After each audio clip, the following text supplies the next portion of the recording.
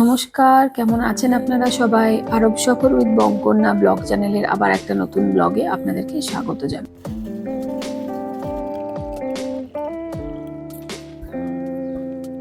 What happened, Jian? My stomach is paining little little. My pot is not coming out. It's too tight. এটা শুধু আমার ছেলের problem নয়, আমার হাজবেন্ডকে আমি অনেকবার দেখেছি যখনই আমরা বাইরে বেরোই ওয়াশরুমে বসে থাকে। আমি যদি বলি দেরি হয়ে যাচ্ছে তাড়াতাড়ি বেরো, তো তখন বলে যে আমার কনস্টিপেশন হচ্ছে, একটু টাইম লাগবে। মাও আমার সেটা বললো আমার খুব কনস্টিপেশন হচ্ছে। তো আমি রিয়েলাইজ করলাম যে শরীরের ভেতরটা যদি আমি সাফ রাখি তাহলে কি হবে, আমি এক্সারসাইজ করতে সারাদিন মোটিভেশন পাবো, আমার শরীর ভালো লাগবে, এনার্জি বেশি পাবো। তাহলে আসুন আমরা জেনে নিই তাই কনস্টিপেশন আমাদের কেন হয়। এটার কারণ হচ্ছে আমাদের অসংযত লাইফস্টাইল আর খাদ্যাভ্যাসের জন্য যখন আমাদের স্টুল আমাদের লার্জ ইন্টেস্টাইনের মধ্যে অনেকক্ষণ ধরে থেকে যায় এবং কোলন আমাদের স্টুলের মধ্যে যে ওয়াটারি ভাবটা থাকে সেটাকে অ্যাবজর্ব করে নিয়ে সেটাকে হার্ড আর ড্রাই করে দেয়, এবং আমাদের যখন মানে স্টুলের জন্য যাই ওয়াশরুমে সেটা আমরা বার করতে পারি না, সেটাই হচ্ছে কনস্টিপেশন।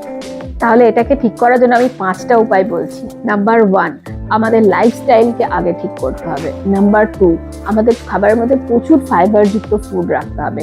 নাম্বার 3, আমাদেরকে অনেক বেশি প্লেন্টি অফ ওয়াটার খেতে হবে। নাম্বার 4, আমাদেরকে তেল মশলাযুক্ত খাবার একটু কম খেতে হবে।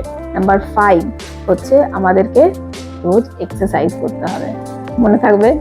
তাহলে দেখে নিই এই ফাইবার আমাদের স্টুলটাকে পাস করতে কি করে সাহায্য করছে। অ্যাকচুয়ালি এই ফাইবারটা অনেকটা স্পঞ্জের মতন জিনিস হয় যেটা প্রচুর জল অ্যাবজর্ব করতে পারে। তো এবার যদি ফাইবার যদি আমাদের স্টুলের মধ্যে থাকে তাহলে কি করবে, সেটা প্রচুর জল অ্যাবজর্ব করবে আর সেটাকে কি করবে, ভলিউমে বাড়াবে আর একটু ওয়েটি বানাবে আর তার মধ্যে একটু স্লিপারি ভাব করে দেবে।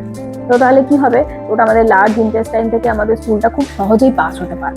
আর উল্টো দিকে যদি বলি, যদি আমাদের স্টুল ওয়াটারি হয় তাহলে কি করবে, যেহেতু ওটা একটা স্পঞ্জের মতন জিনিস, তো ওই ফাইবারটা আমাদের ওই লিকুইড পোর্শনটাকে বেশি অ্যাবজর্ব করে নিয়ে আমাদের স্টুলকে এক জায়গায় জমা করতে সাহায্য করবে। আমি আপনাদেরকে 3টে খুব সোজা কনস্টিপেশন দূর করার উপায় বলছি, মানে ইসবগুল না খেয়ে বা কোনো ডাক্তারের কাছে না গিয়ে আপনি ঘরে বসে করলে আপনার কনস্টিপেশন খুব তাড়াতাড়ি দূর হয়ে যাবে। নাম্বার 1, প্রথমেই বললাম প্রচুর ফাইবার যুক্ত ফুড খেতে হবে। আমি যেরকম সকালবেলাতে প্রত্যেক দিন একটা আমলা নিই আর দুটো অরেঞ্জ নিই আর হাফ বিটরুট নিই, পুরোটাকে মিক্সিতে ঘুরিয়ে সেটা খেয়ে নিই। তো এতটা বেশি অরেঞ্জের মধ্যে ফাইবার থাকে, পুরো একদম ভর্তি হয়ে যায় গ্লাসটা। তো খেয়ে পরে আমার পেটটা পুরো একদম ফুল হয়ে যায় আর আমার একদম কনস্টিপেশন তখন থেকে দূর হয়ে গেছে। শুধু কনস্টিপেশন দূর হয়নি, ওই জুসটা খাওয়ার জন্য আমার হেয়ারের টেক্সচারও আগের থেকে অনেক ভালো হয়ে গেছে। আমার স্কিনের মধ্যে যে অনেক বেশি পিম্পল বা খারাপ টেক্সচার ছিল সেটাও নিজে নিজে অটোমেটিক ঠিক হয়ে গেছে। তো আপনি যদি ফাইবার যুক্ত ফুড খান, শুধু আপনার কনস্টিপেশন ঠিক হবে না, তার সঙ্গে আপনার স্কিন আর আপনার হেয়ারও ঠিক হবে। যদি আপনি আস্তে আস্তে এজের দিকে বেরোচ্ছেন, দেখছেন আপনার কয়েকটা রিঙ্কলস এদিক ওদিক আসছে, আপনার হেয়ারটা আস্তে আস্তে খুব ড্রাই হয়ে যাচ্ছে, পাকা চুল দেখা যাচ্ছে, তো এই আমলা, বিটরুট আর এই অরেঞ্জের জুসটা একটা ম্যাজিক জুসের মতন কাজ করে। নাম্বার 2 হচ্ছে আমি একটা আসন দেখাবো, মানে একটা পোজে আপনাকে বসতে হবে। সকালবেলায় ঘুম থেকে উঠে ব্রাশ করে গরম জল নিয়ে, মানে ঈষদুষ্ণ জল নিয়ে ওই পোজে বসে আস্তে আস্তে আপনাকে জলটা খেতে হবে। পোজটা অনেকটা আমরা ইন্ডিয়ান টয়লেটে যেরকম ভাবে বসি অনেকটা সেই রকম। তো আপনি তো টয়লেটে গিয়ে জলটা খেতে পারবেন না, তো তার আগে আপনাকে ঘরে বসে আস্তে আস্তে ওই পোজে বসে আস্তে আস্তে সিপে সিপে জলটা খেলে কি হবে, সকালবেলায় একটু গরম জল খেলে ইন্টেস্টাইনে আপনি আগে থেকেই ফাইবার যুক্ত ফুড খেয়েই রেখেছেন, এবার যে ওটার মধ্যে একটু গরম জল যাবে ওটা একটু স্লিপারি হয়ে সঙ্গে সঙ্গে বডিটা হেভি হয়ে নিচের দিকে নেমে আসবে আর আপনি খুব তাড়াতাড়ি সকালের মধ্যে নিজের পেট ক্লিন করে নিতে পারবেন। এবার হচ্ছে নাম্বার 3, আর একটা আমি আপনাদেরকে অব্যর্থ দাওয়াই বলছি যেটা খেলে আপনার সকালবেলায় মানে পেট ক্লিয়ার হবেই হবে। ঠিক আছে, সেটা হচ্ছে আপনাকে 1 বড় চামচ ব্ল্যাক কফি নিতে হবে, তার মধ্যে গরম ফুটন্ত জল মেশাতে হবে আর হাফ কাপের মতন বানিয়ে তার সঙ্গে আধা একটা লেবুকে পুরো নিংড়ে ওর মধ্যে দিতে হবে। এটা খেলে আপনার পেট ক্লিয়ার হবেই হবে, সঙ্গে সঙ্গে আপনাকে দৌড়ে যেতেই হবে পটির জন্য।